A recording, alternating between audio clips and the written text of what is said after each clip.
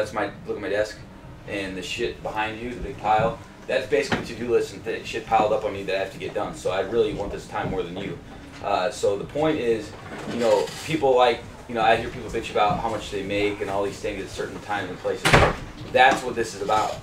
You know, I could go charge $100 an hour any time, any place, no matter what. Why? Because I'm going to change someone's life. I'm going to do whatever fucking takes to change their life. And I've got 110% passion, charisma, whatever it takes to get that done. And it's because I'm willing to go to any length to do that. So at the end of the day, no client should be stagnant. We should find, you know, through our communications with each other, we need to find a way to change their life. And at least they know we tried if we absolutely hit every single wall and barrier possible. So, you know, communicate with me, communicate with the managers, whatever it takes.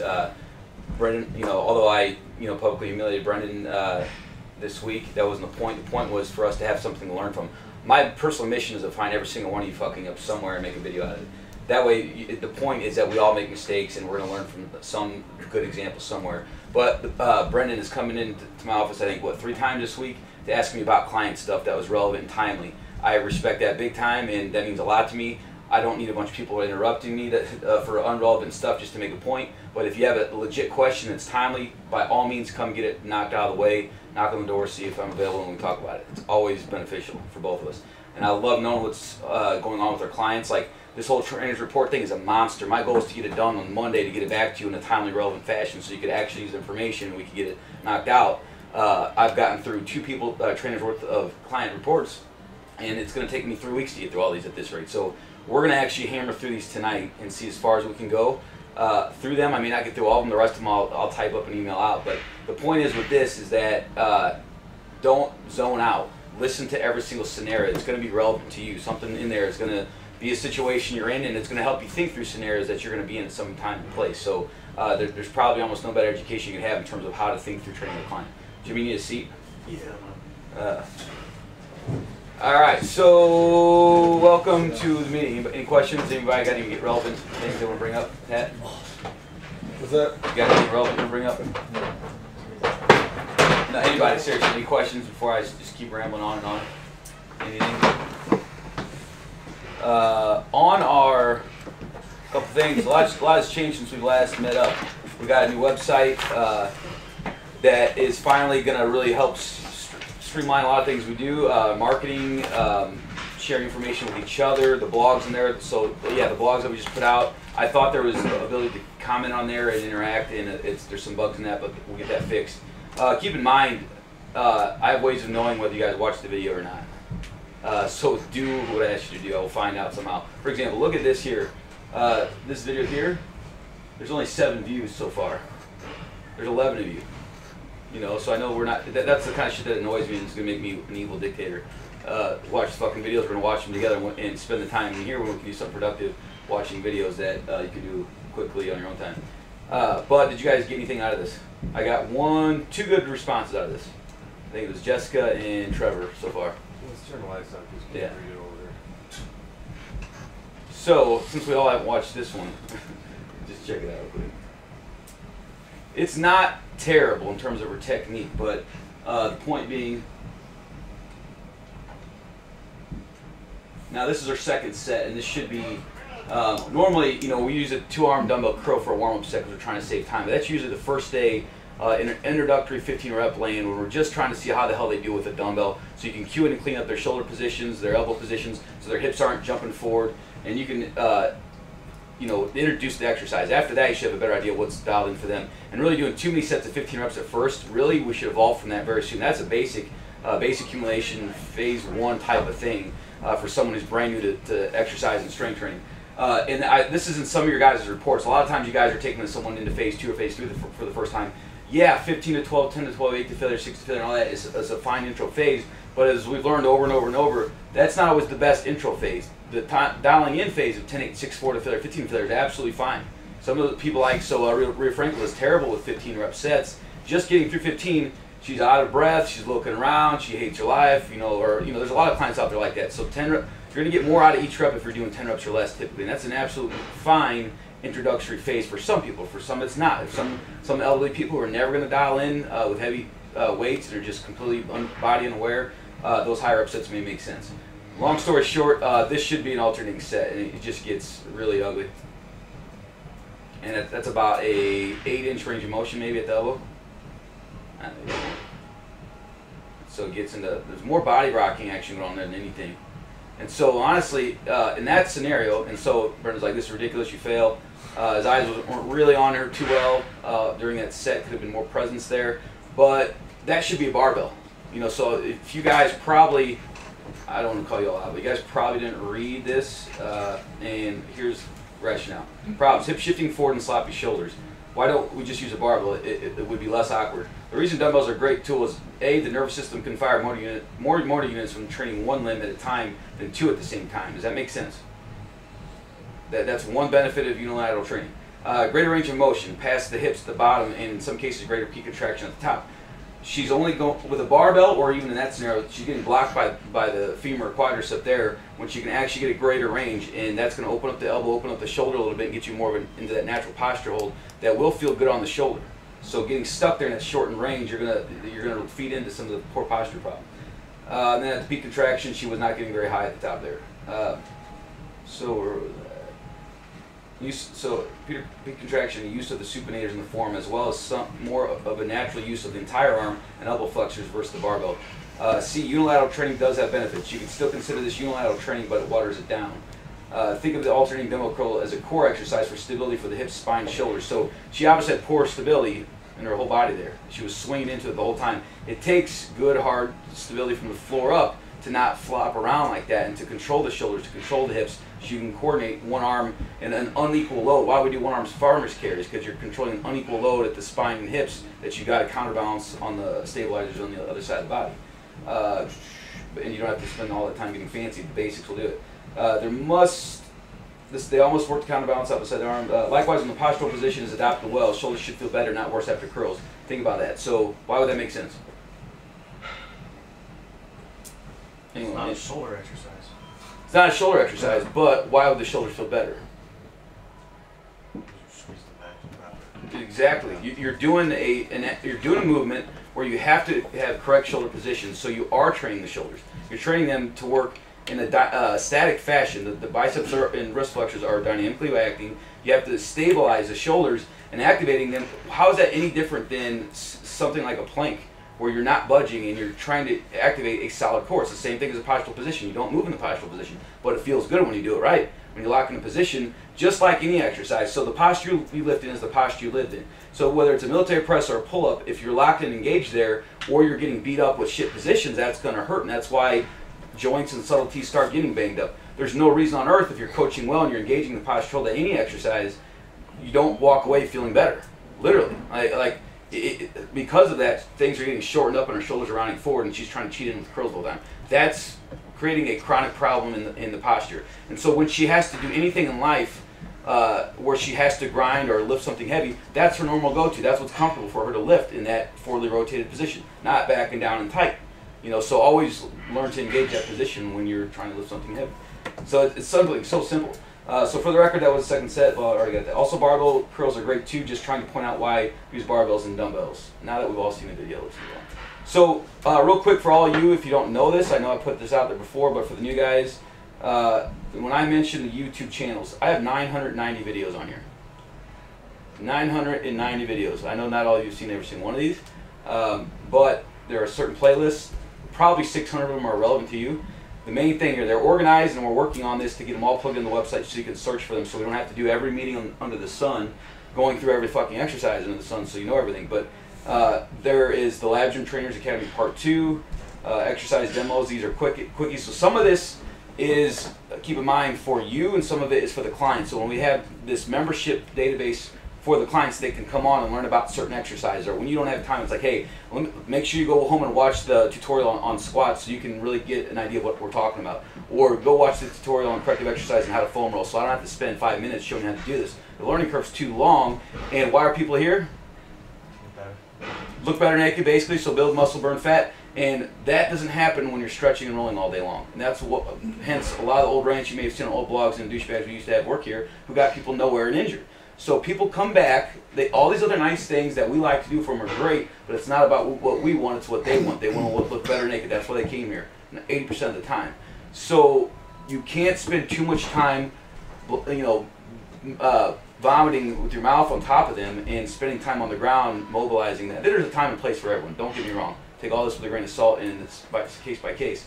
But basically, work density. That's why this is in order. First, no harm, don't hurt anybody. Number 2, work density. They need to get a shitload of work done. In phase 1, 3 sets of each is not what I'm talking about. It takes me 45 minutes to do one exercise. There's 15 plus sets in one damn exercise, and that's to get somewhere. So think about someone to get a back squat. Anybody in this room who back squats do 5 sets and they're done, counting the warm up. You wouldn't be anywhere. You'd probably be at your first or second work set. Just think about, anyway, Brian, what is your ramp up scheme for barbell back squats? Bar, 60, 100, 20, 30. So you're done at 130 kilos. How many reps does that be? For 130? Right now you're doing crazy 10s probably. Yeah, so the point being, you're just warmed up. What's your training effect? If you stop there, are you getting anything really that's accomplishing your goals? Fuck no. So how many sets do you need? If you're at 130, then what happens? Then I go up to probably my work set after that. So that's your first work set, and maybe, I don't know, how many work sets? 3 to 5. 3 to 5. So we're looking at roughly 10 sets or so there. Squat deadlift cure looks like that. Some of the 5s phases and things look like that. But think about how much time it takes to get through the 5s and all those extra sets it takes just to warm up appropriately, get into the right work set, and get that all done. So you gotta crank in their ability to bounce back from set to set and get a lot of things done. Go work with Tom. Tom bounces around all over the damn place, and that should be standard. He's no rock star by any means, but he's got work density and he'll get a lot of shit done. So from there, you can get them to do all the other fancy training that we're talking about. And if we're looking at, so when we go through and audit workout cards, I'm going to be doing a lot more of that these days. Please, when you guys random side thing, when you get audited and there's a question on there, answer it. And follow up with the trainer, whoever, Ben or Brian, who said something to you with them on that. Because otherwise, it's a waste of time and it's a waste of resources. And follow up on that so you can learn something from it and know why we're saying something, and so you can get that client somewhere further. I will never write anything that's a waste of time on there by any means. I'd rather go to sleep.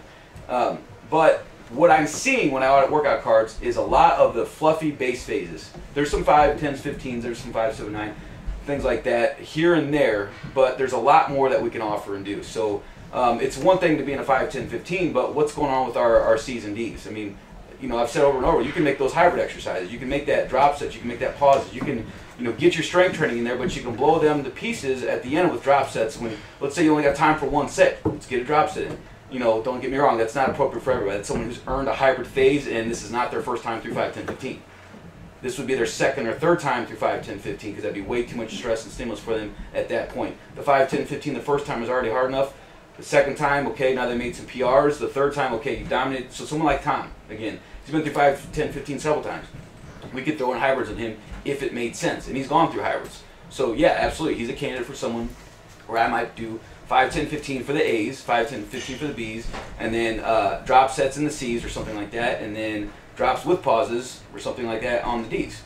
That's a nice, fun workout. And he's walking away thinking, I couldn't have done anything else that hour. That's the best workout money can buy. And I don't hurt. I feel good.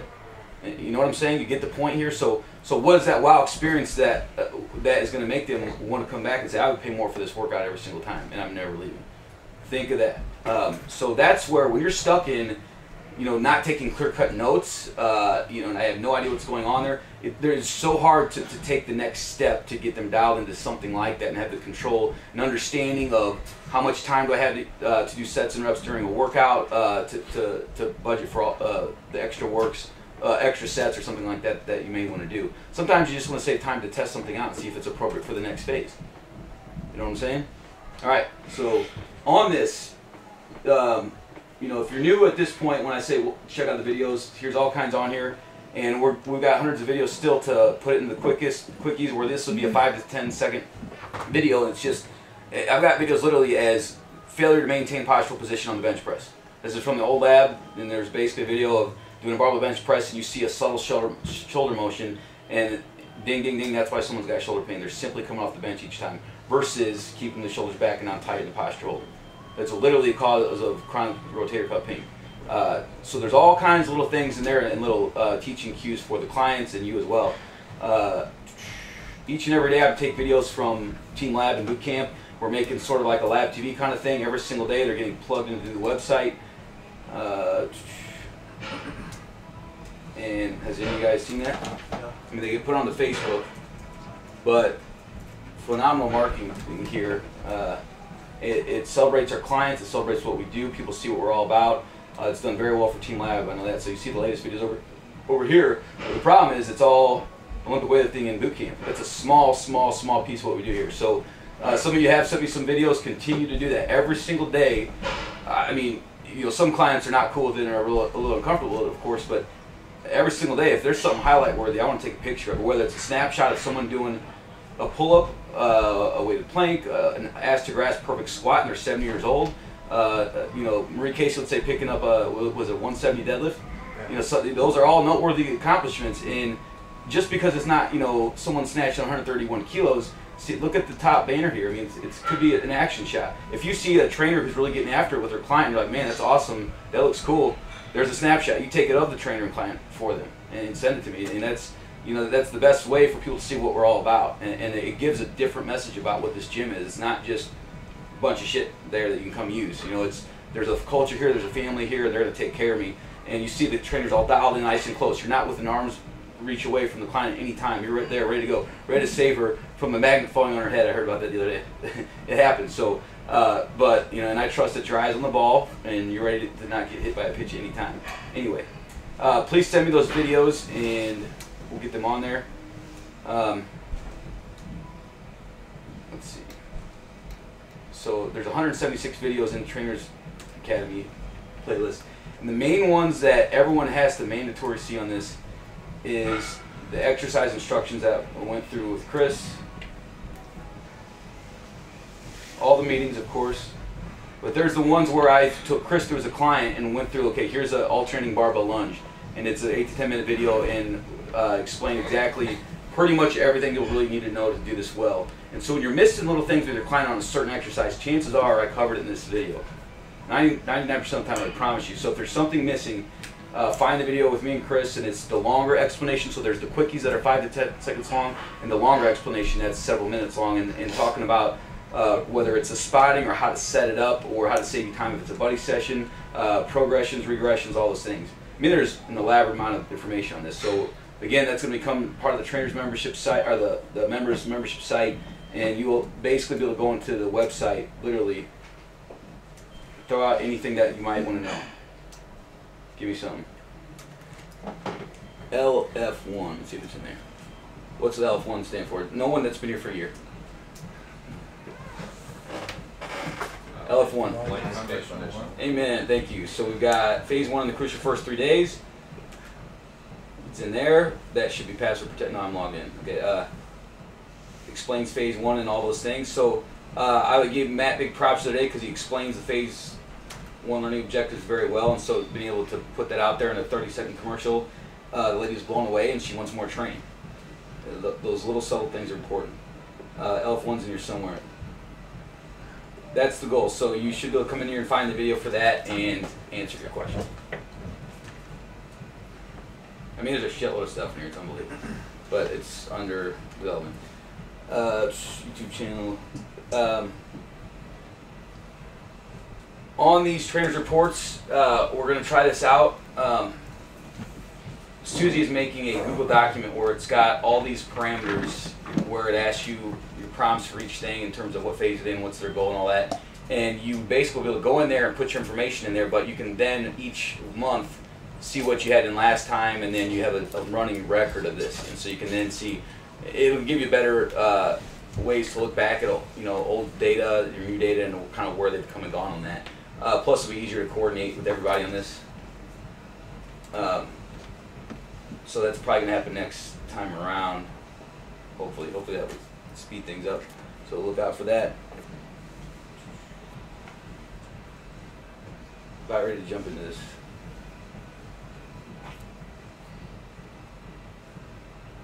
We've got several meetings, hopefully that as long as I get them organized, we're going to knock out. I'm hoping to honestly 3 to 4 weeks in a row here.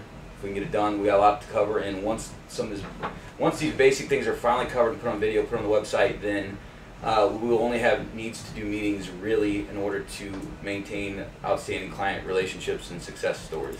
That's big grain of salt, but you know, we got to cover in-depth periodization. We might cover some general periodization tonight while we're at it. In-depth corrective stuff. Now, all I mean by that is we do all our intermittent stretches during the workout. We do our lower assisted stretches. We have the bare minimum stretches. We have not really ever formally gone over self-myofascial release stuff in terms of the balls, rolling, the sticks, and all that. There's twofold purpose to this. One is so we're all on the same page and know how to do it and can pull the tricks out of your ass whenever you need to use them. Two is so we can make a nice video and clip those and give them to clients on the website so they can see how to do something. So as we go through this, be professional, and we're going to really try to have a nice finished product for them to see and come on as a reference. But also so we can run through this and know how to use each little tool and object. We're going to run down the whole body, and kind of torn right now on the timeliness of this. Now, how comfortable and strong do you feel you guys are with, say, corrective problems and causes? Or let's say something simple. So we talk about posture and shoulders all day long, low back stuff all day long, but what if someone had, you know, valgus at the knees? What's going on? Any kind of muscle imbalances are over tight or shortened, overactive muscle groups. Would you be able to tell me that? Raise your hand if you think we feel strongly that you have no problem telling me the answer. Just raise your hand real quick. So 50-50. Now it's a different skill set. It's not what when I thought of becoming a trainer ever crossed my mind, not once.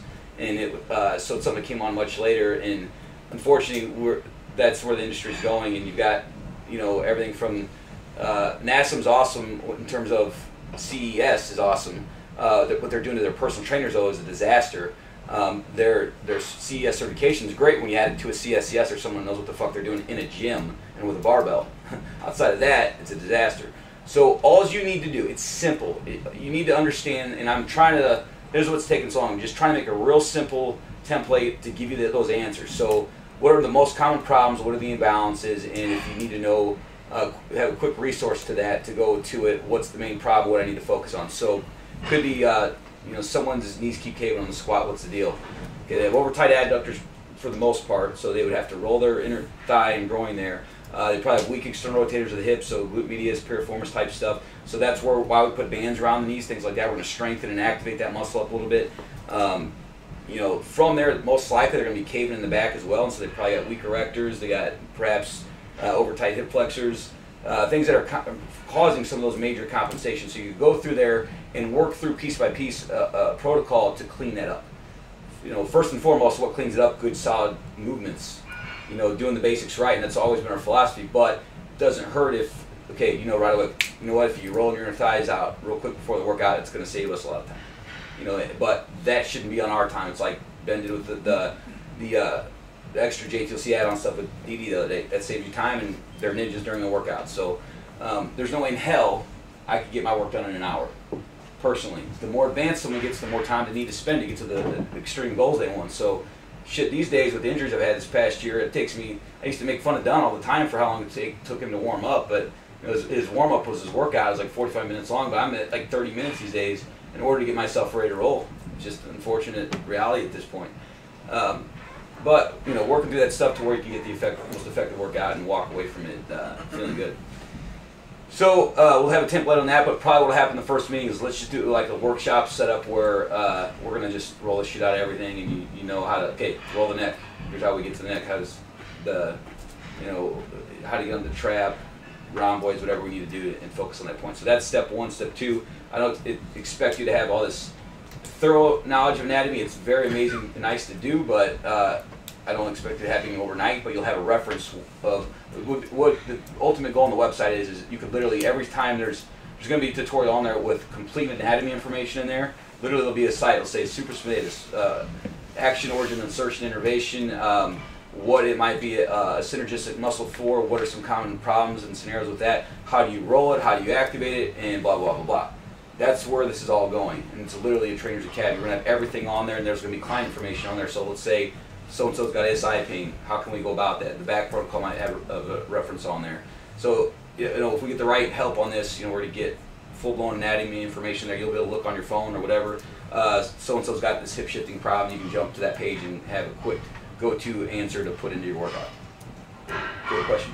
All right, so that's high priority. The hybrids are also a high priority. I haven't seen many hybrid workouts in a long time. That's a good and bad thing. Good because we're focusing on standard strength training. Bad because when you can pull it out of your pocket for the right time and place, it is really fun and awesome, and it gives that client that extra wow factor. That's simple. But the hybrids we're gonna start adding in some simple CrossFit stuff. We got the Olympic lifting on ramp. We're gonna have a CrossFit kind of prep on ramp. There's gonna be CrossFit phases. It's not that you're doing Fran, it's that you're doing elements of CrossFit set up the same way our workouts are. It might be you're working on a thruster for A1 and you're doing a pull-up / skipping pull-up on A2. But you're doing it with standard, straightforward rep schemes. Nothing ridiculous. So you put a basic base down for them if they ever want to do CrossFit. They can do that, or they can do a rational template of that. But that would also keep in mind that they'd still be doing front squats routinely, they'd be doing back squats routinely, deadlifts, all the basic straightforward stuff. So it's getting away from more of we have a very bodybuilding-esque, powerlifting, strength training sort of format to everything that we've got going on. Question? Oh, sorry, I keep seeing hands over here. Question? No. All right. Should be more questions. So, corrective hybrids, and then periodization, those are the big ones we're going to tackle. This shit happens really soon. And then the new on-ramp for Olympic lifting. So the on-ramps are changing a little bit. I'm simplifying from what we used to do. It's even tighter now, and A, that will help you guys in your own lifts. B, we're getting a shitload of Olympic lifting leads now, and we need to review all that, because a lot of it, even the guys that do it all the time, there's some things off and we really want to tighten up. But on that, we're going to start offering a prerequisite course where it's basically one day running through all the prereqs. So if I was to take someone who's a Laser 1 client, and Pat asked me something about some clients, is it appropriate to take them into the on-ramp? We've got the Ollie prep course, but what are the basic foundational movements they need to be good at to do some Olympic lifts? It would be front squats, back squats, snatch grip overhead squats, snatch grip deadlifts, clean grip deadlifts, lunge, military press. All the basics. And there's a lot of people that we've had in the past say, well, I'm going to do starting strength. Can you show me do a press, a clean, and a high bar squat looking down on the floor? Fuck no, we can't do that. But we can do a military press and a clean, all those things. So we're giving them a nice basic foundation to do all the basic strength training exercises. Then, once they've gotten through that, because think of the guys who come to Team Lab, we teach them the snatch and clean jerk, and we finally see them squat, it's like, oh Jesus, they're screwed. And if they could squat right, that would be fixing this problem trying to fix over and over on their technique and the clean.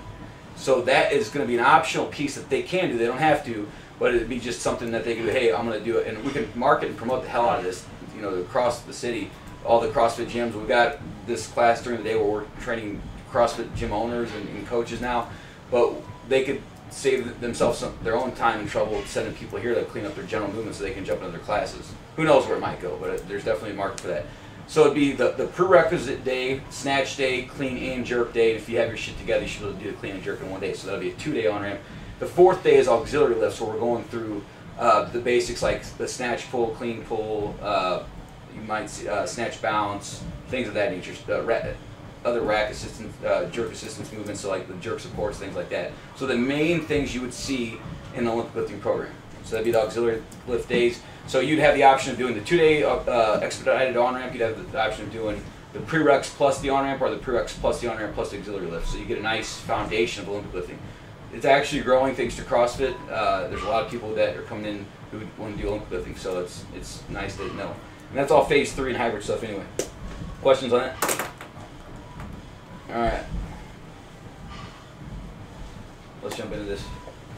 Who wants to go first?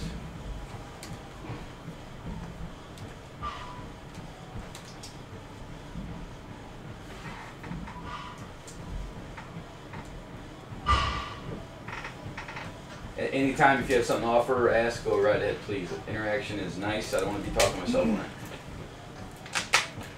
Matt Collin. All right, first of all, wrong format. You know, the format I sent out about this here, you'll see it many times tonight. So rate their satisfaction, happiness score on a scale from 0 to 10, current phase, next plans, and all that. So that one there. But let's jump into this. Susan Schultz, she's a 9 out of 10. She took a week vacation over Christmas break, and she was sick last week, so we were getting her back to form. Her strength conditioning are slowly coming back, and she's getting here earlier and earlier each day. I find that the earlier she gets here, the more awake she is, the better her workouts are. Her workout density is phenomenal. How early is she getting here? I mean, usually she gets here at 5:30, but she's not ready till, or 6:30, but she's not ready till 6:45. So 15 minutes early. Why is that ironic? Why is that ironic? We have a 15-minute rule, and that's something she should be educated on immediately, and look at what it's done for her. She's getting so much more done, and she's kicking more ass because she's here on time. So likewise, when you're a trainer here, it's nice when you're here early on time. I never said I'd wake up before 5 a.m. I'm doing it now. And I'm not even training 5:30 clients, and now it's making my day more effective. But in terms of clients, 15-minute rule helps. Get them moving correctly, because by the time they get going into the workout, they're still stiff, they still feel like shit, and they're missing their big rock exercises. Now, what I'm missing here is every other detail I want to know about. So, what is her goal? Sorry? What's her specific measurable goal that would, you know, and if you don't know it, fine. But part of this exercise, guys, is that you guys do know it, and you have it memorized, and it's your driving force every time you see them. So you know what their specific goal is, you know in what time frame they want it in, and knowing that and being in front of your focus, it gives you that sense of urgency of, okay, we need to turn a fucking corner quickly in this training so we can get them there. And if you're not on schedule, or at least ahead of schedule, you're not going to get there. You're not going to pull a miracle in week 4. Like, we're supposed to lose 5 pounds this month, and we're 1 pound in, and we need a drastic miracle. And they keep messing up their diet. Well, you can point the finger there all day long, but it doesn't change anything. You're still going to get the blame for it. So you got to take that responsibility of, what do I need to do to make sure this changes on the dime, and we're ahead of schedule, and we lost 7 pounds versus 5. That is, you know, what's wrong with the training? What advice can I get here? Talk to Justin. Make sure they've seen Cameron. Use your send notes. Use every weapon you've got possible to make sure that flips around. That's the point of it. So use the format next time. But I want to know where she's at with her goal. What measurable changes there might be. Well, anything noteworthy. So Susan. So when you say work density is phenomenal, Susan did 45 sets this workout in a 5, 10, 15 and set PRs across the board. That's work density. Now, you come to boot camp and see, I don't know, what was a good example? Cat was a good example. Now, it's easy to sneak through the cracks in boot camp, but now that you got someone watching you one-on-one training, I was surprised how hard she thinks phase 1 training is. I used to think she was actually one of the better clients in the boot camp group. But now that she's got a watchful eye on her, my point being, she can sneak out and take the low road in boot camp and get out of a set when the RP is getting high and not push herself as hard. But when she's got one person on pushing her through a high RP for that set, suddenly work density changes. And so my point being, if you do a set of 5 at 100 pounds or a set of 5 at 300 pounds, it's not the same work density. So you can make someone need much more rest, they're exhausted, they need more time between sets. So consider that on your RP and how dialed in they actually are and what the work density truly is. Jean Kramer's 9 out of 10. She was also sick for about a week, but she is a machine. Barely ever misses, and she does her HIIT day, or she does boot camp on Tuesdays and Thursdays. She loves training. Her shoulder's getting better, but now her arm and the tricep area hurts whenever we do any kind of chest press. It's the same tricep as her shoulder. Yeah. It is. So, right side. So think of how well she's controlling the shoulder. It's probably correlated there. We did tricep push downs the other day, and they didn't seem to hurt. So it's more of what she does, like bench press. Yeah. Just first of all, what's the quote? 99% of pain is bad form, but really think about the root cause of problems and pains coming back to a faulty posture hold. Positions are off. So that's your first rule out. So think of when you go see a doctor. I think I got this crazy off-the-wall disease. No, let's rule out all the most common diseases first. And how do we do that with movement? It's what general position that would fix the most problems is off. Her postural position is off. So fix that, then look at the rest of the picture. Did that fix the problem? No, it's still there. Where's her elbow at? What kind of, change the angle at and test out. Do we need to flare out a bit? Do we need to go tuck in? Find the sweet spot that doesn't hurt. If that doesn't fix it, lighten the weight. Find a weight that doesn't beat it up and train there without pain for a good 2 weeks or so, and then resume until that pain goes away and you get several reps in without pain. And then you got to look at any other confounder there of any other tricep movement. So you've got a press move and a tricep push down, and typically you're moving the elbow and the tricep differently in both movements. So you got her elbow tucked and you're just doing a basic hinging action on the push down. So that would really make me think that it's just a positional problem or a grip problem on that. So play with the grip. Yes. Excellent. Thank you. No More problem. questions? Going back to the 15-minute rule that you were talking about a little bit ago. So Dr. Suggs, like I thought that was just kind of like a you know, he comes in late and you know we don't speak about it type of thing.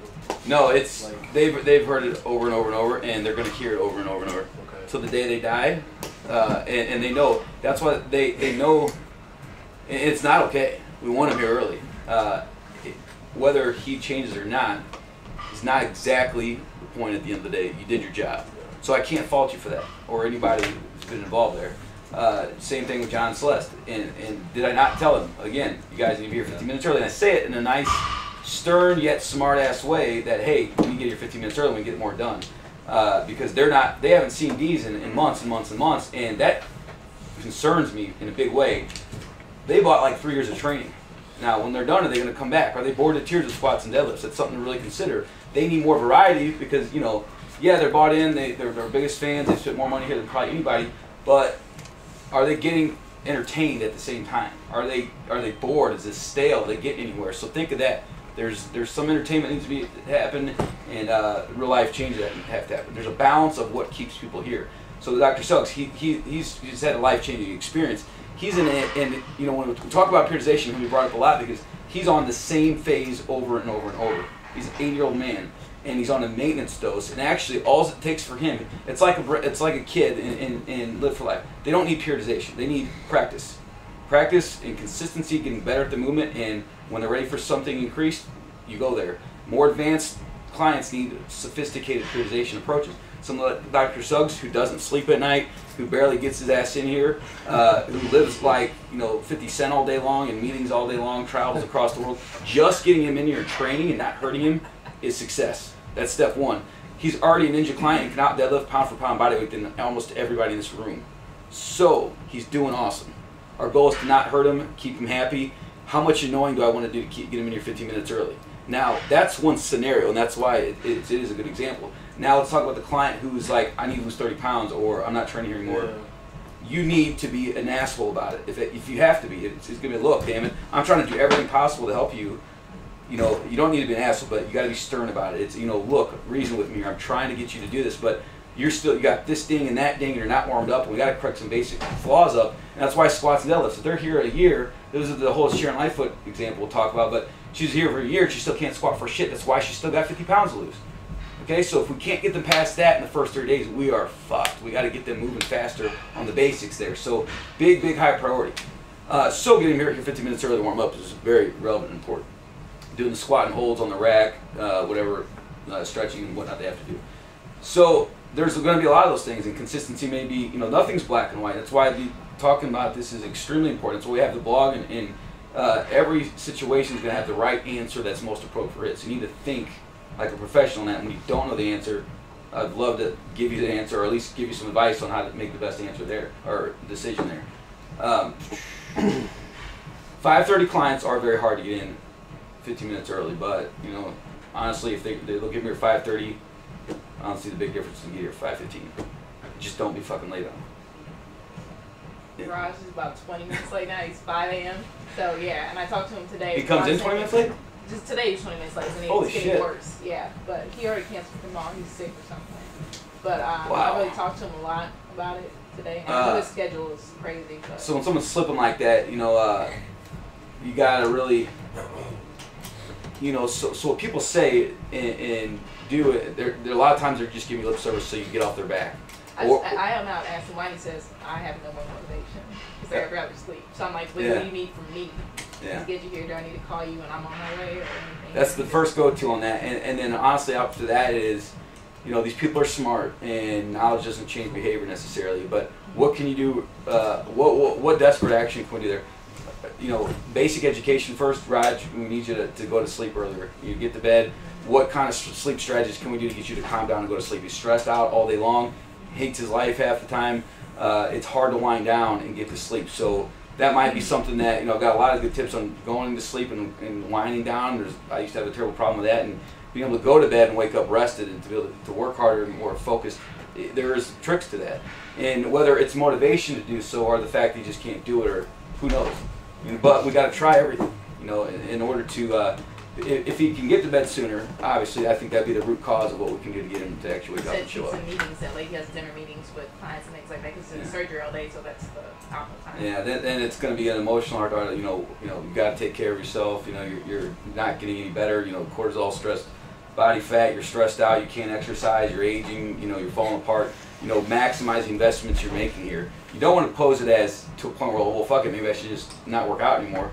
But look, you're spinning your tracks, and honestly, if you could just sleep better, if you could just do this for the next week, test it out, see how much better you feel, how much better you perform at work. If we get you to bed half an hour earlier, or, an hour earlier, shut off the TV, read a book. Magnesium is fantastic to get you to sleep deeper. You won't wake up during the middle of the night. You go to the bathroom before you sleep. Inositol 10 grams before you go to bed. All these things will get you to calm down and relax, but it's an active process. Just like coming in 15 minutes early for the workout, you have to go through a process before you sleep. Foam rolling, stretching, 30 minutes before you go to sleep, amazing. You feel better, you wake up more loose, and it's not so hard to come in and train early in the morning. So there's a whole shitload of strategies, but you get them excited on that. It's like, dude, just give me one day first, and let's make it a week. See how amazing this week was? You hit PRs all week long. It's the best I've seen you move, and we actually got 4 more work sets in this workout. Then build on it and take that leverage and run with it. You got momentum there, and from that, with that momentum, you can't give an inch. So you got his ass waking up. Hey, Rod, you're finally gonna get somewhere. Now make sure you don't miss those snacks at work. Put fucking eggs in your pocket. And so every little ounce you can grab from, you got to take that and build leverage and momentum. Otherwise, they're all gonna slip away. It's everybody. Sorry, did I beat that to death? Anybody else? Marker came in 50 minutes late this morning. 50. Yeah. Now, yeah, good luck. Now, let me say this. These are all people we've mentioned that have been here for a long time. Obviously, something's keeping them here. The people that we've got to know in the last year or so, 2 years, I don't think that would be the case. I think they'd be long gone by now.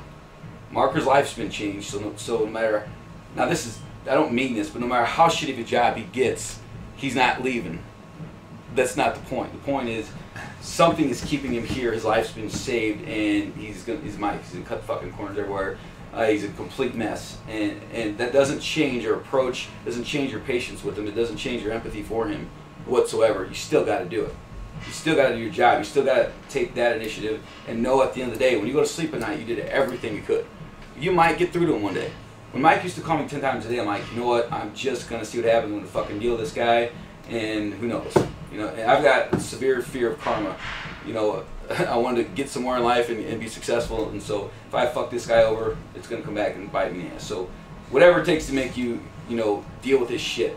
That doesn't mean accept this shit. That means, how can you get Mike to show up on time? Just like we talked about Raj. What makes Mike tick? Sometimes it works to talk to Mike like he's 5.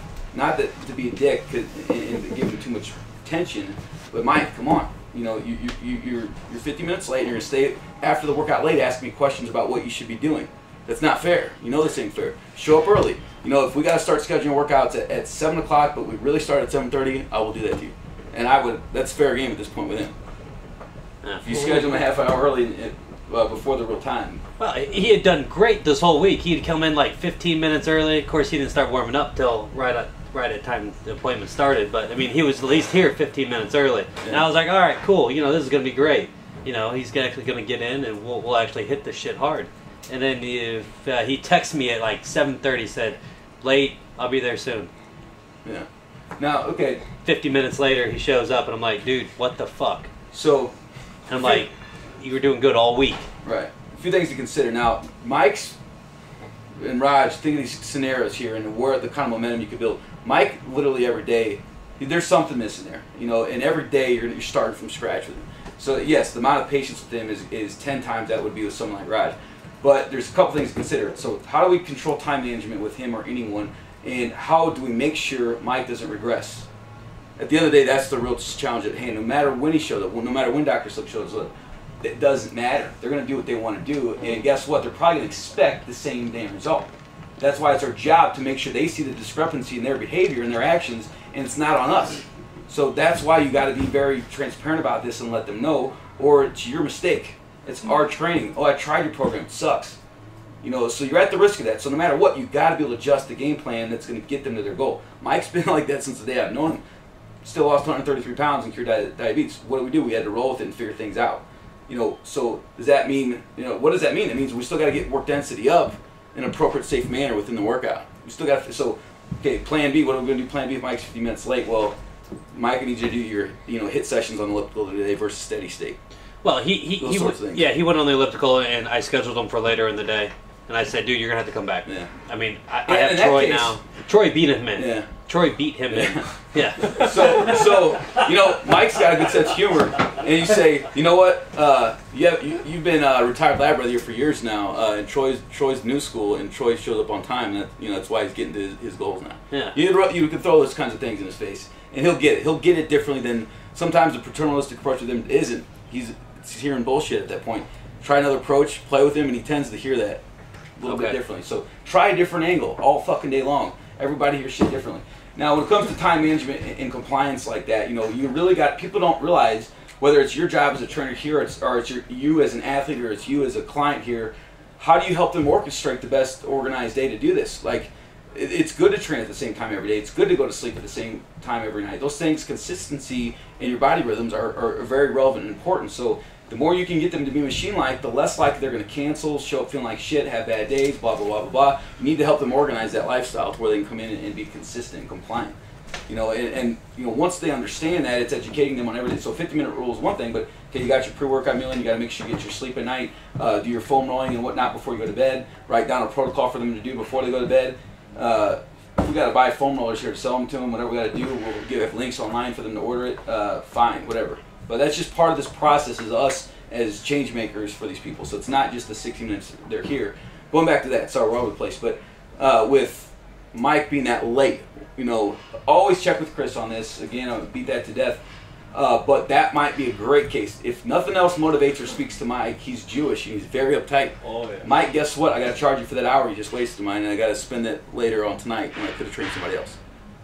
You could pose that to him that way. Quick.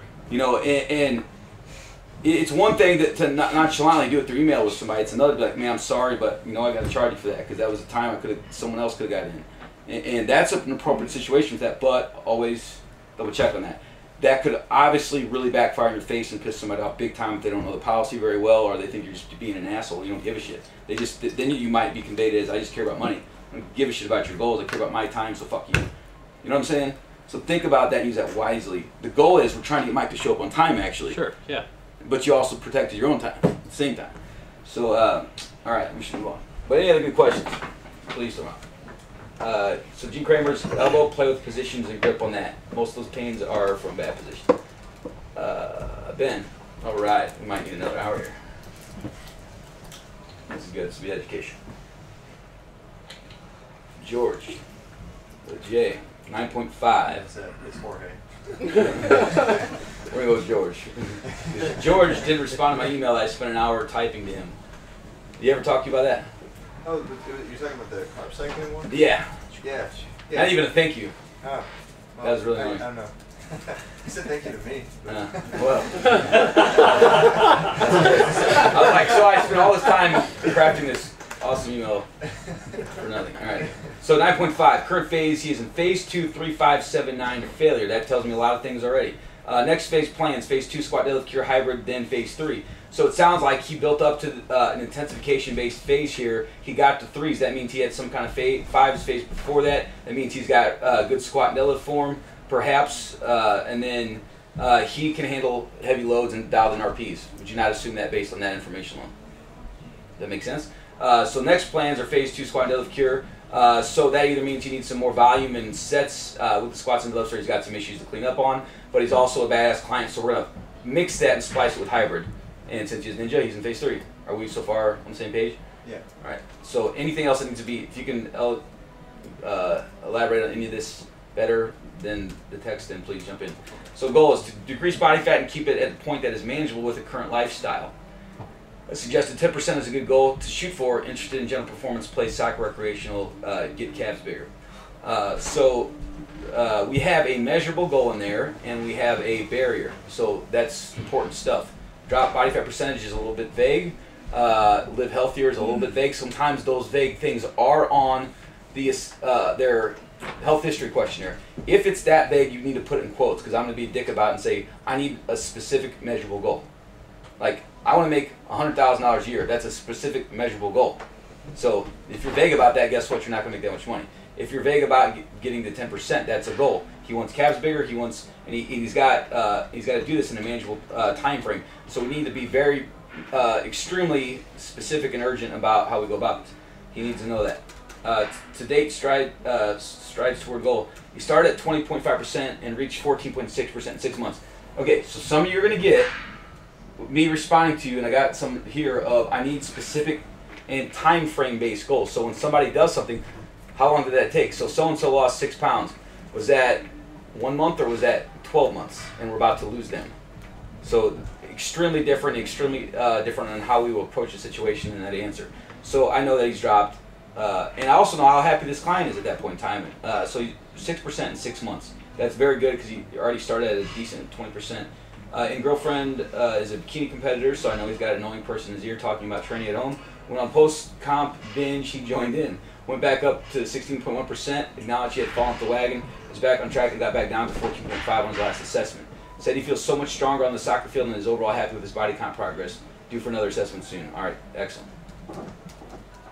Are they on track for the goal, yes or no? Yes, they're on track for most of them. He wants more calf development, not sure on the best way to proceed with that. So that's why if you guys read the newsletters, you should. The Stubborn Calf newsletter, that's George's calf training answer. So gave Ben a bunch of ideas with that and different ways to attack his calves. How's that going? Has that happened at all yet? Yeah, he's sore. It's got everything on there, and if that doesn't do the job, then he's screwed, honestly. These little protocols and things like that, this may seem simple, but like even if something as simple as once someone's passed LF1, 2, 3, and 4, you start seeing the heavy and light core-based schemes. People should be chronically sore in their abs if you're rotating the core training correctly for them and appropriately. If you have the time to do it, yes, there's a lot of variables to that, but they should feel like they have a six-pack under whatever kind of body fit they have at all times. Just like the core nailed it around the head, or the calf. Question? Ask a fucking question next time I point them out. Any problems or concerns, anything you need to help with? Not sure on the best way to move forward with calf training. Send you a separate email with that. I put calf raises in as a C exercise in place of leg curls to make sure we get 3 sets in and change body weight 20 to single leg 20. Better options. One problem with that is he might cramp up after destroying his calves and then hitting it. But where are you putting him now? Oh, you mean as far as if he destroys his calves and then if he does his calves and then does leg curls after that, his calves might cramp up. No, I took leg curls out and then we did hypers. Oh, yeah. All right.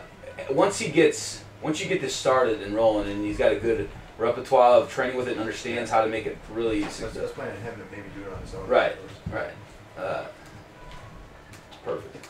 So guys, we just did a simple specialization for someone and we integrated it, and we're going to extegrate it when it makes sense so we can get to the next relevant issue. Spending too much time in calf training is probably not the best focus of time, just like not rolling or stretching or doing too much core training for someone who's trying to lose 100 pounds. So we focus on an issue, we're dominating it, and then once you got mastered with it, we'll focus on the next piece. He's going to be entertained for a long time. Anything else? If they are 10-10, then they give us testimony. No testimony has told me that he tells all his dentist friends with poor posture and back pain that they should come to the lab, but nobody's come in yet. Nice. Sounds like he did your part there.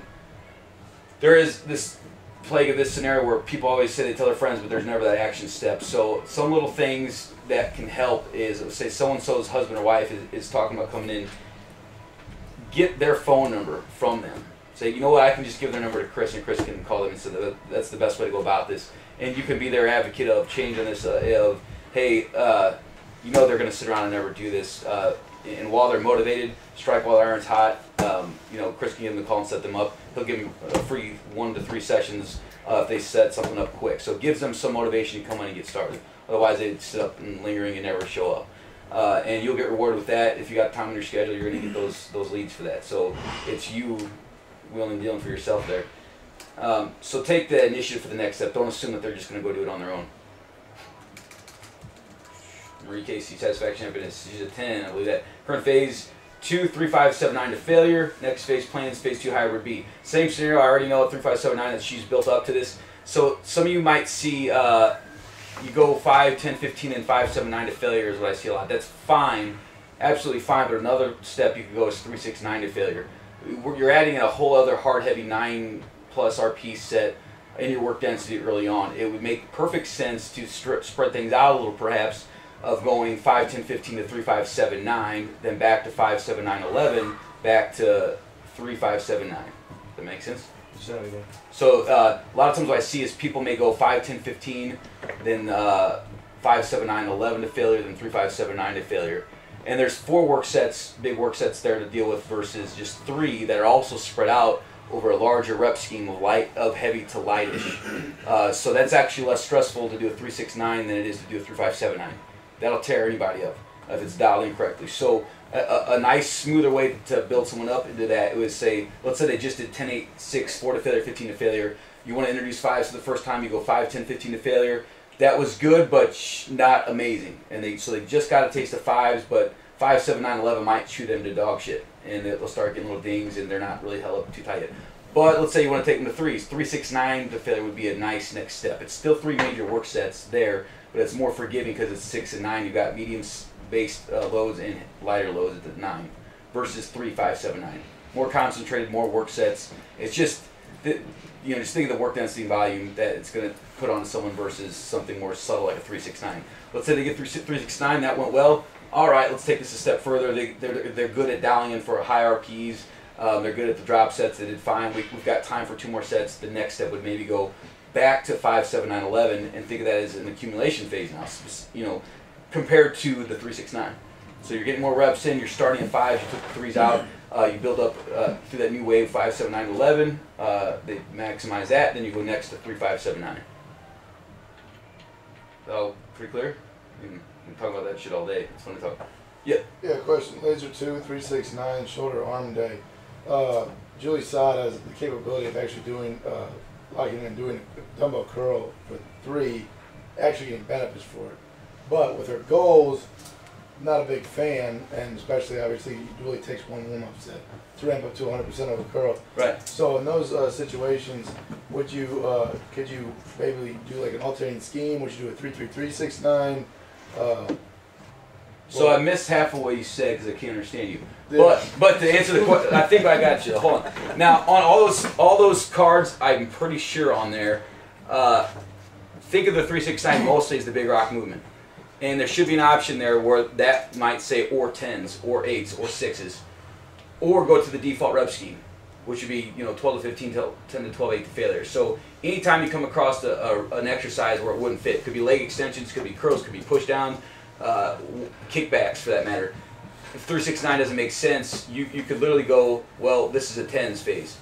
We do that with Tom or John Celeste a lot, where it might be, let's say it's 369, I change up their Bs to, if they're going 5, 10, 15, 369, their Bs with the 5, 10, 15 will be 10s. When it's 369, they go to 8s. The next phase might be 6s, then repeat. That make sense? Yeah, but so you like going to like the higher volume as opposed to working 3 high intense sets. If she can handle the curls and she's dialed in with them, I kind of like it. Like I like. Yeah, she's I think it's great. 27s around and shit. But there's no tendon pain, orthopedic problems as a result, and you can fit it in. She's the best side there is. I think it's fine. I mean, I don't think that. Honestly, I think. What was that? She's the best side by far. Things will work for some people that don't work for others, honestly. And if it works, great. If she's got your trust and you're kind of in the gray zone with it, but you're on track to your goals, you got room to play around with some things like that. I mean, no problem. If you're fishing around and they're just not getting more fast, and we got to think of something else there. I mean, spending too much time on the triple the curl doesn't make sense. I just did a real nice phase not too long ago. I told you about it, but it was a 5, 4, 3, 2, 1 in the curls.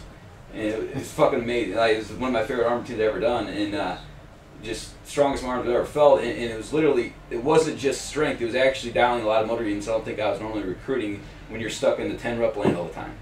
It gets boring. And so and then the reps I was able to do after that were higher, in the higher rep schemes. So literally I did a 1 RM in the freaking dumbbell curl.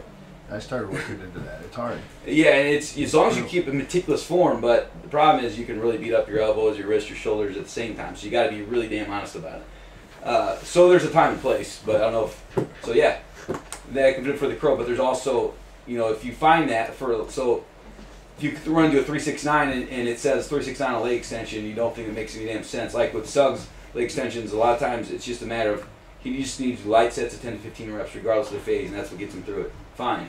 It's always going to be a detour like that. Alright. So phase 2 hybrid B from Marie Casey. Has she done any hybrids before? Yeah, hybrid A. Cool. Goals: continue to lose body fat, particularly in the triceps, to be healthy, improve rowing performance, and now become a senior Olympian someday. In rowing? She was, yeah, I think rowing, but she was kind of open to other things as well. Wow. So she was someone who was so frail and feeble and scared shitless of exerting herself that, I mean, she was like as OCD, fearful of stuff as anyone I've ever seen. And she did have a little tweak on a bench dip once.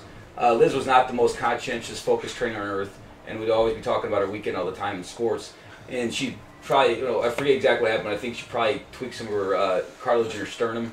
And no big deal. It actually is kind of common, but she's just scared to death of everything. I remember training her one day. It was like she like anything, any motion or sensation in her body, she thought was an injury. It was pretty ridiculous. But she does some impressive stuff now. Did that trap her down 170? It was 175 to 165. That's insane. I cannot believe it. But so what my point is now she's talking about bigger and better things. There's always something bigger and better, something amazing she can do. What's the next thing? That's exactly what happened to Dr. Jax with. You know, first he couldn't even guard, and then he was looking at Ironmans and shit like that, and just kept building. And these people are in the best shape of their life at their eldest age. Dr. Suggs, double body weight. You know, he just got into lifting a few years ago. So, you know, opening the doors there. That's what sucks people in for life and makes them our biggest fan. So today's strides toward goal has exceeded her initial goals and expectations. Lab of the year second runner up from 35% to 19.5%.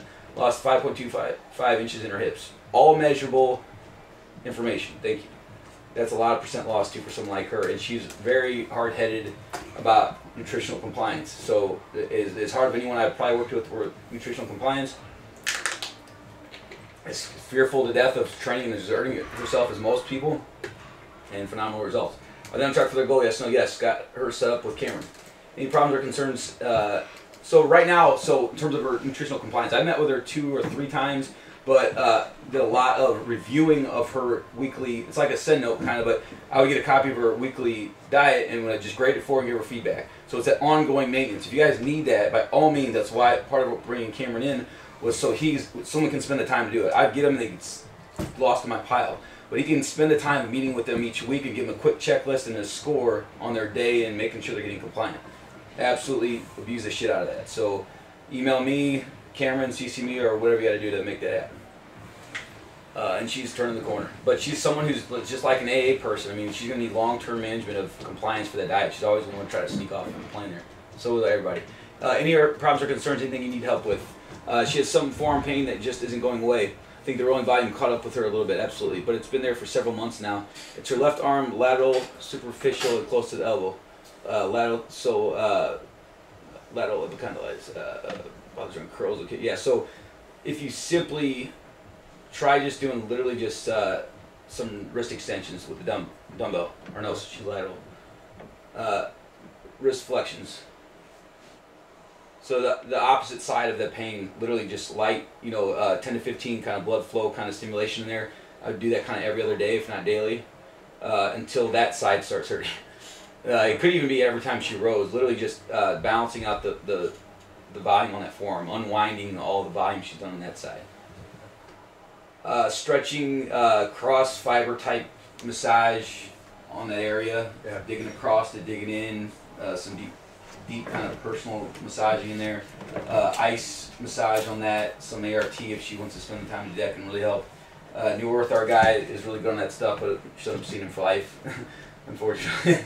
But that will do the trick. Like I'm actually seeing him tomorrow, and I've got some real bad lateral epicondylitis pain right now, and he'll knock it out tomorrow and be gone. He did that for Darlene as well, and literally knocks it out. But you just gotta be one and done with him. But anytime you guys get any kind of tennis elbow, golfer's elbow type of thing. It's usually that simple. Make sure the wrist isn't always too flexed, too extended. You want to be more neutral. You got to play with grips. Turn the grips around. If you're doing too much flexion and curl work, go to neutral grip. Go to hammer grip curls. If people are too wide on their curls, they'll tweak the inner elbow there. Look at different positions of the elbow, just like the triceps we talked about. Play with those positions. Postural position engaged. How close to the anatomical position are we? And how far deviated? Literally, think of the barbell curl even. Pinky in line with the armpit. How far out are we from there? There's going to be some friction on that elbow probably. So think about playing with that, and even if you've got to shorten the range of motion to work around it, fine, but don't you dare load up that weight. Keep that range of motion that's pain-free but nice and smooth weight that they don't have to grind and get the RP up on. Fortunately, you got to work around that. Then making sure you're getting good stretches and everything to keep the balance and length tension correct around the joint, making sure they're doing their stretches.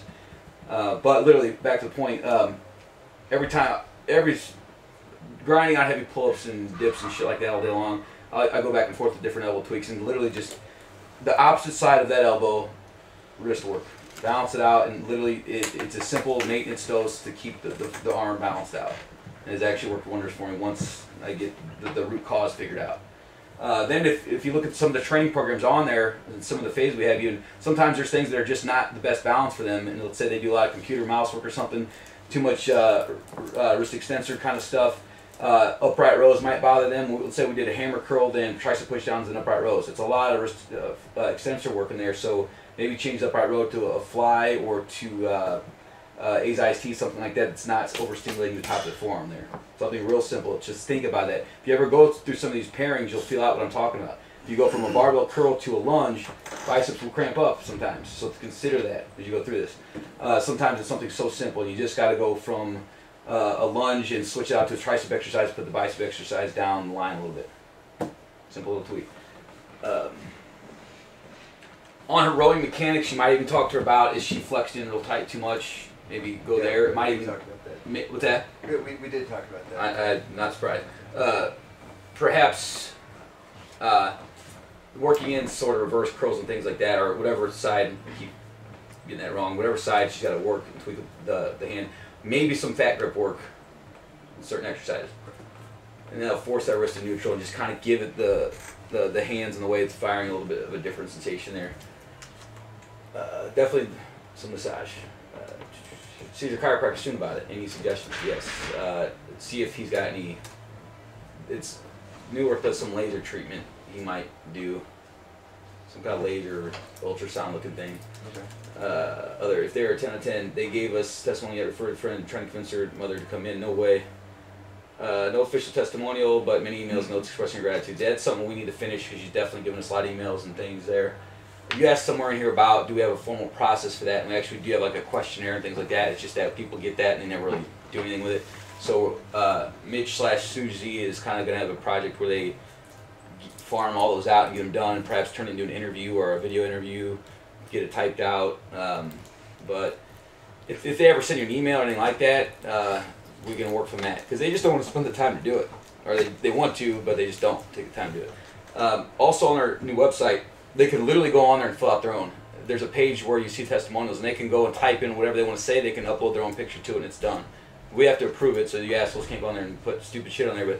But so basically, they can go on there and put up their picture, and then anybody can do it anytime. Go in there. This is the best job I've ever had. I love working here. Justin's a man. Chris ain't bad. Here's my picture. D. Satisfaction happiness scale 10. Current phase 369 to failure. Phase 369 to failure. Next phase plans 3579. That's exactly what I was trying to get to earlier, of adding that one set, and you're adding in a hard, heavy dialed set. That's 3579 is harder than 369. Goal is to lose body fat, decrease left shoulder pain, improve range of motion, conquer new challenges. So we all know Ben's working in some shoulder extra special work, right? And left shoulder. So it was a right arm that was cocked up on the squat rack. So It was the left arm. was that? Was it the left? It was left arm, yeah. It was the right arm that was hanging off the platform, which is doing external rotation. Oh, I'm talking about I think it was the she was prone at the time. She's doing like an eye or something, but it didn't matter. Okay. To date strides toward goal. Body fat down from 22.5 to 20.1%. Lost 2.5 inches in her ab.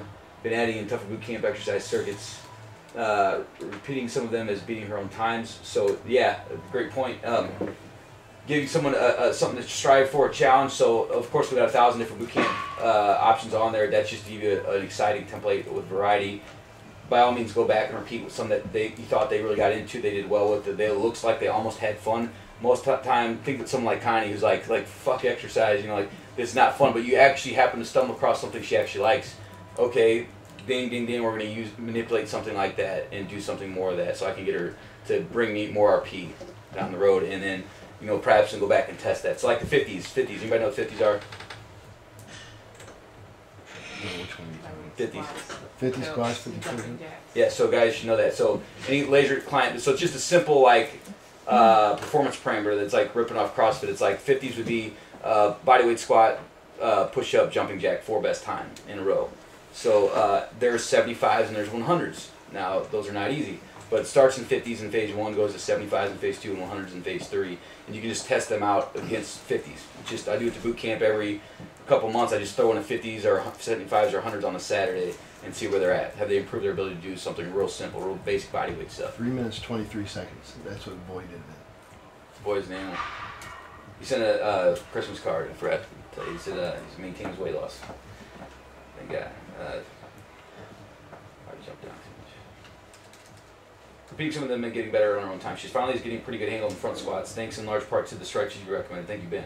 Shoulder's awesome, and when she doesn't mess it up or at home, mess it up at one of her group exercise classes. What's going on with the shoulder, more specifically? It's bone on bone, and she just has a big loss of external rotation. We'll get it pretty good, and then she'll go to in some boot camp interval class and do crab walks for an hour, and then she'll come back and the shoulder will bother her. Crab walks.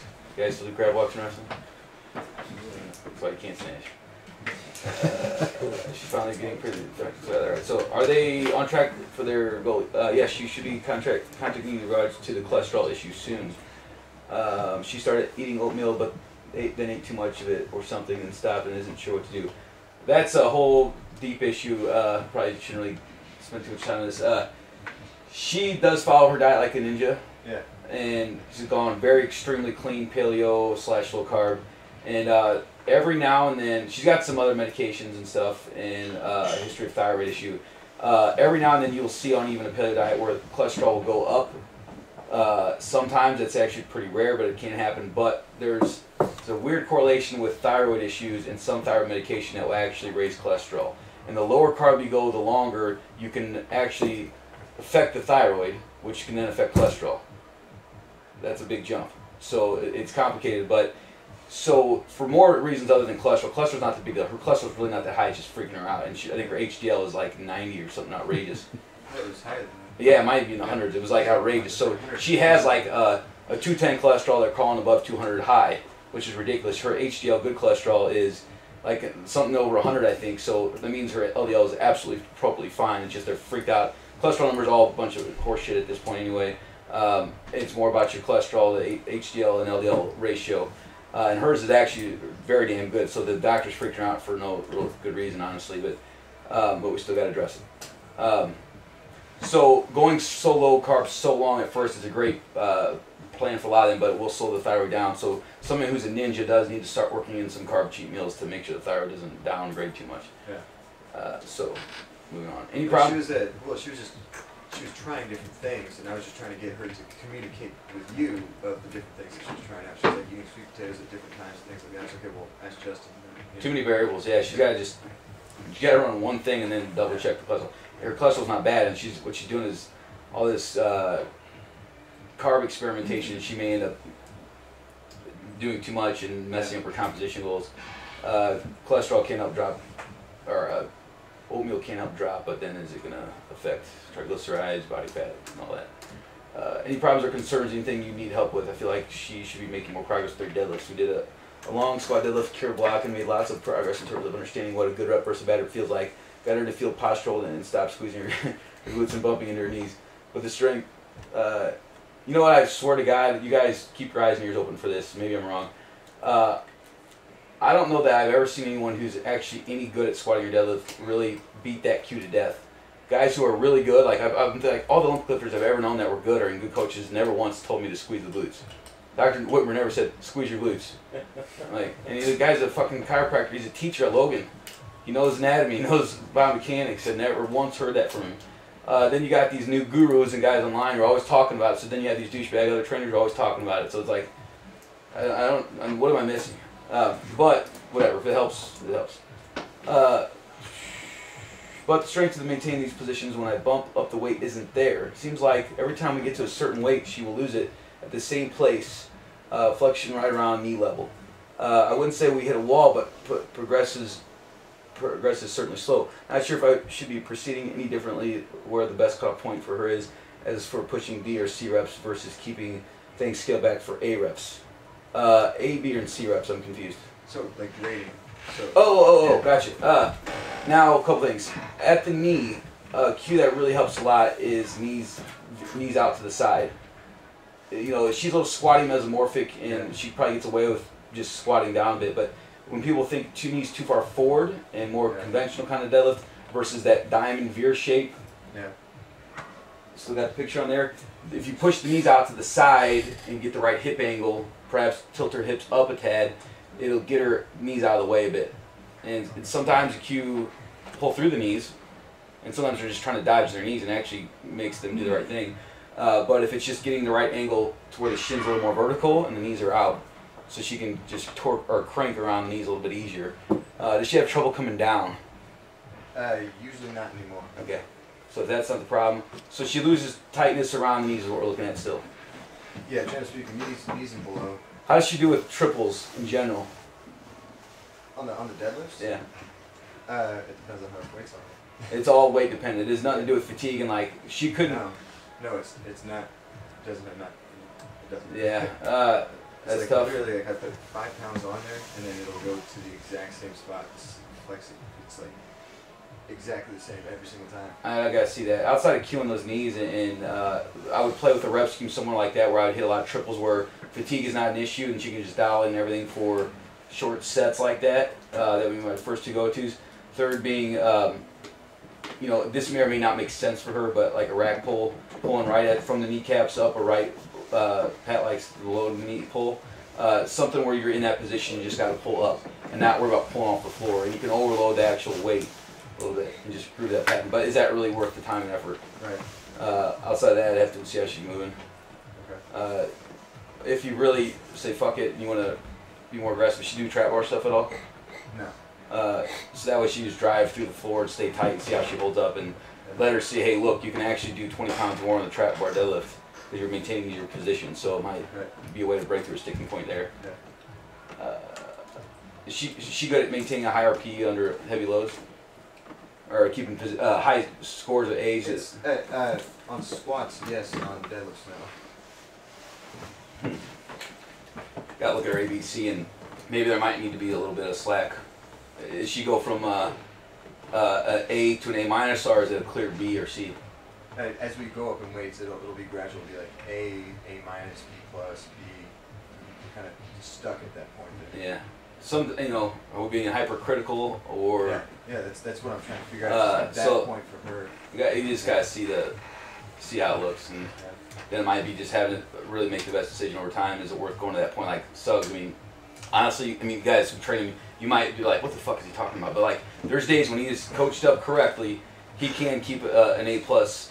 That in his upper back, sometimes it's hard to lock in, but you know, there's a video where I set him up, knocked every little thing in place, and I was hoarse after the damn set, but he will hold it all together when locked in and coached up right, and A deadlifts in the 275 plus range. But then when we did 315, yeah, he was getting a little soft, and it's like, what is still worth it? I think he could deadlift 350 or something plus, but then he's at C's, and it's really, Some people absolutely. When I do my deadlifts, they're not A pluses. It's for damn sure.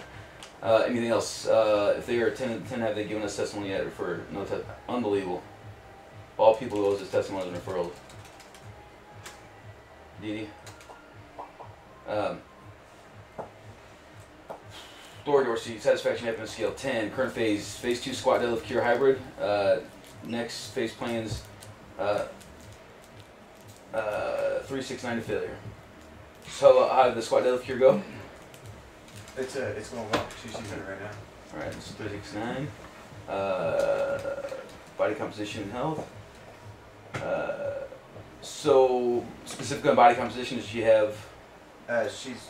I think I'll say it later in there. She's kind of at maintenance right now. She's happy where she is. Okay. So blood work from doctor showed dramatic improvement. Doctor's amazed. Has lost 9% body fat. Is very happy with the results. Very nice. Are they on track for the goal? Yes, no. Resounding yes in terms that Dory is completely satisfied with where she is and now just wants to maintain. Worry that she may fall into the I've arrived trap and lose motivation. Hasn't really been an issue as I've had many talks with her about the danger of being completely content.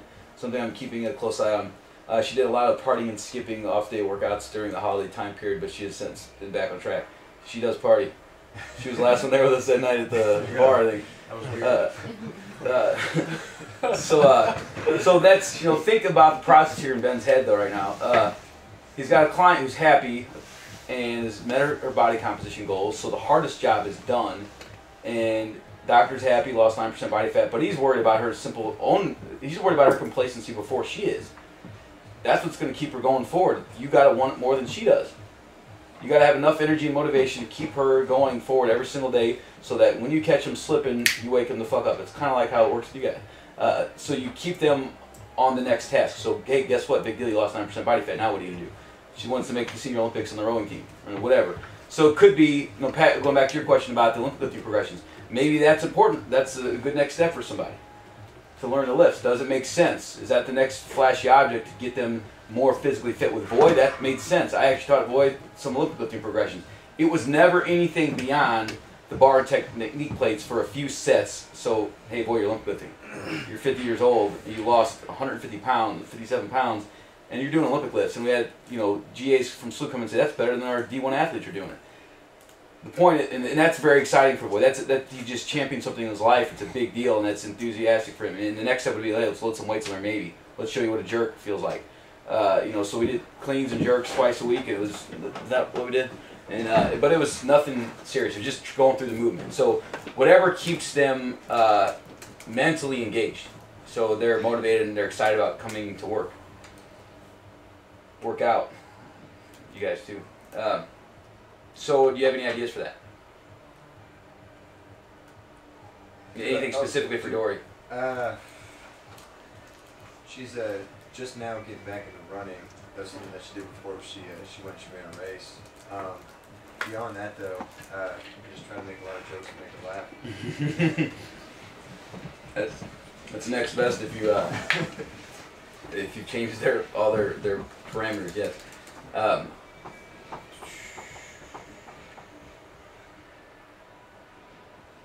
New exercises that might fit in, overhead squat, overhead split squat, some of those hybrids that might fit in, that might be a fun challenge for her. Yeah. That was like something that I think I did with Tom for a little while, because I was like, we just did so much standard, straightforward strength training so long, just like, Tom, let's do some overhead squats, let's do some overhead lunges, let's do, the hell else did he do?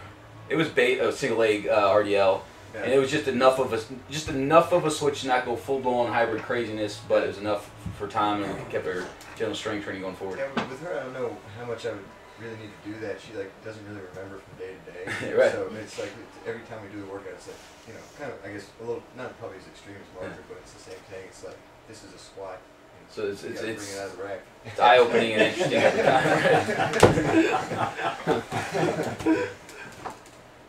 Excellent. All right, so moving on. Rosemary Denson, satisfaction 10. She's in phase 1, 12, 10, 8, 6, 15. Next phase, either phase 1, 10, 8, 6, 4, or phase 2 intro.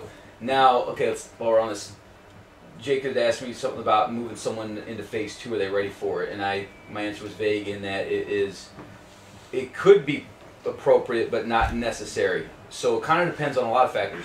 How long is the client going to be here? Have they maximized the point of phase 1? What is the point? Accumulation and learning the movements. Accumulation, learn the movements. So accumulation, more specifically work density. Getting work density in is easier when you don't have a muscle failing because it's been beat to death so many times. So we got one basic muscle group per exercise. They're the least demanding on mechanical difficulty. And so that would mean you can actually dial in each exercise harder. get more sets in per exercise because you can recover better because the muscle's not failing, the body is failing somewhere else in its ability to do actual work. So if they still have some serious work density issues and they're not getting the fifth set on A's and B's, perhaps they could still stay in phase 1 a little bit longer. So if you want to get them dialed up to be a bouncing off the walls, like you got to chase them around to the next exercise kind of person, okay, their work density is good, phase 2 makes sense. But let's say they only bought 3 weeks worth of training or a month worth of training, and you keep them in phase 1 for 4 weeks. Well, they may also be thinking, well, this is all the tricks these guys have got, and it's kind of boring, and I think I figured out this guy is just a monkey reading this shit off of a card. I can do that. I can count reps, and I know how to do the exercises. Maybe they don't need you anymore. That's a legitimate concern and fear. So, A, you say, okay, you're almost ready for phase 2, and you say that every single day you're getting closer. You might even say, look, like Jessica on her cards looks like, even Kat, in phase 1, their dumbbell deadlifts could become a trap bar deadlift. That's a phase 2 progression happening in phase 1, and you explain that to them so they know, what's this phase 2 business? You're getting the carrot in front of their face so they know that there's more progressions that they can make to make them look better naked. So when it comes to double